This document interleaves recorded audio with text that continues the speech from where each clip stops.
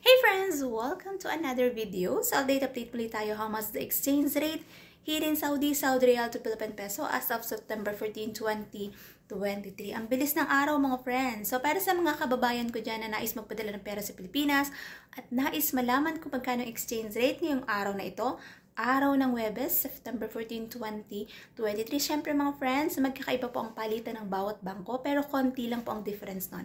At least magkakaroon kayo ng idea kung magkano palitan ngayong araw na ito. And siyempre, para sa mga kababayan ko na magpapadala ng pera sa Pilipinas ngayong araw na ito, matutuwa kayo mga friends kasi mataas pa rin po ang ating exchange rate. Pero siyempre mga friends, batid natin na pag mataas ang exchange rate, bagsak ang peso. So meaning, mataas ang bilihin sa Pilipinas. Pero siyempre, tayong mga OFW nais natin at itinataon talaga natin pag nagpapadala tayo ng pera sa Pilipinas ay mataas ang exchange rate para mataas din o malaki din yung matanggap ng ating mga pamilya doon kasi nga malaking tulong yun para sa kanila. Kasi nga batid naman natin na hindi ibig sabihin na bumaba ng konti exchange rate ay bababa din yung mga bilihin doon. So hindi siya automatic mga friends. So magkano nga ba ang ating exchange rate? Papakita ko sa inyo mga friends kung magkano exchange rate ngayong araw na ito.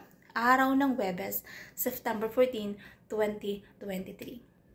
Update natin mga friends, 1 real equivalent ng 15.2 pesos. So mataas pa rin po ang ating exchange rate. So para sa mga kababayan natin na nais magpadala ng pera sa Pilipinas, yan po ang ating update today. Siyempre pag nagpapadala po tayo ng pera sa Pilipinas, meron po tayong binabayaran na transfer fee at meron din po yung VAT. At lagi pa rin po natin tandaan na matuto tayo mag-ipon, magtipid at matutong mag-invest.